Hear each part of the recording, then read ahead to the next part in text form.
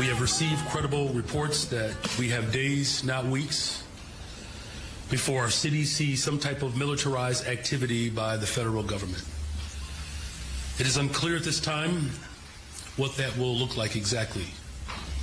We may see militarized immigration enforcement. We may also see National Guard troops. We may even see active duty military and armed vehicles in our streets.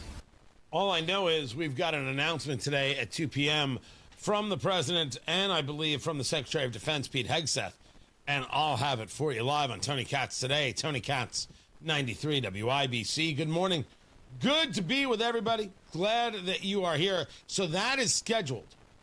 And the voice you heard is that of the mayor of Chicago, Brandon Johnson, a bigot, based on his own words, and completely opposed to any level of government intervention in the safety and security of Chicago. Still, we take these threats seriously, and we find ourselves in a position where we must take immediate, drastic action to protect our people from federal overreach. I'm signing an executive order today that will launch the Protecting Chicago Initiative. This is a project that builds on the months of preparation that we have done that has led up to this very moment. Protecting Chicago will ensure that every Chicagoan knows their rights, that every single family is prepared, and every part of city government is directed to protect the people of Chicago from federal action. So the mayor is willing to go above and beyond to protect Chicago from Trump, but not from the violence. The number is 54-7. You heard Ryan Hedrick talk about this in the news. 54 people shot across Chicago over the weekend, 7 killed. Democrats have put themselves on the side of being murdered. That's something.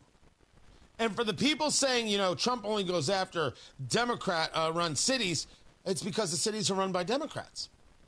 I was having this conversation with my oldest over the weekend. Why is that? Why is it that these people don't vote for Republicans? Well, if you discuss city dynamics, those living in cities or around the cities are usually people who have less income, more traditionally Democrats, more urban, more traditionally Democrats, have been lied to for a generation and told that if you vote for Republicans, they're racist. But everybody, regardless of the color of their skin, knows that Democrats haven't done anything for people who are black in, well, their entire existence. They talk a good game, but they've never done it. If you live in Indianapolis and you think you have to vote for Democrat because you're black and somehow Democrats are better for people who are black, you're out of your mind. You don't know what the hell you're talking about. If you want to lie to yourself, you know what? That's fine by me. But don't lie to the rest of us because we see you and we know you're full of it. Andre Carson has done nothing for you. Bob Bosley has done nothing for you. Nothing. What are you doing? What possibly are you doing? You're going to vote for someone based on color of skin and not based on whether or not they're going to do something about the violent crime? If you're Chicago, if you're Indianapolis, you're crazed. Well, I have to vote for this party because if I vote for that party, they're fascist. Why would anybody listen to this craziness? But you understand why, of course, the left says it. They have nothing else that they can possibly run on. There is no policy. There's only the other guy bad. How much can they scare you into a vote? Hoosiers in Indianapolis should stop being afraid. Start voting for people who might be able to actually do something. Who in the world wants Ryan Mears as their prosecutor? He won't prosecute. There's a story out of New York where this reporter had gotten attacked. 2 years later, they find the guy who did the attack, Alvin Bragg.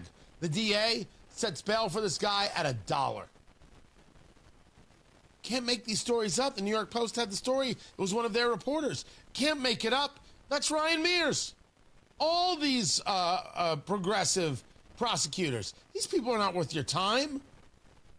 Why do you think you have unsafe streets? Now, we also have a cultural issue at play, and we at least address it here. Everybody else is too scared out of their minds to do it.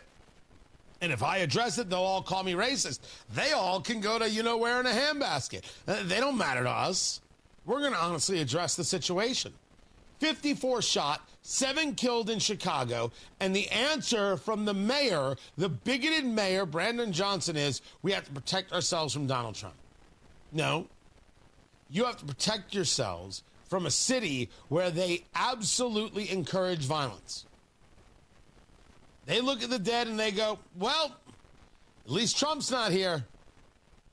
At least we fought Trump today. We're doing the good work. This is how they value themselves. These people are valueless.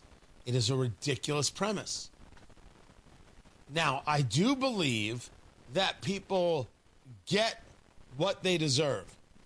They certainly get what they vote for. That's more to the point. Chicago keeps voting for this. What do you think you're going to get? I just feel bad for the people who don't. Indianapolis keeps voting for this absolute failure in Joe Hogsett and in Dan Parker and in a prosecutor named Ryan Mears. They vote for this. They vote for Bob Osley, and they vote for the Democrats to be in charge. I don't know if Indianapolis is on Trump's list. Curious to find out. And also how he's going to get this accomplished. All I know is there's a presser at 2 p.m. to discuss it. We will carry it live. But it's very clear to everyone that the mayor of Chicago is focused on all the wrong things. Because that's what ideologues do. Matt Bear's got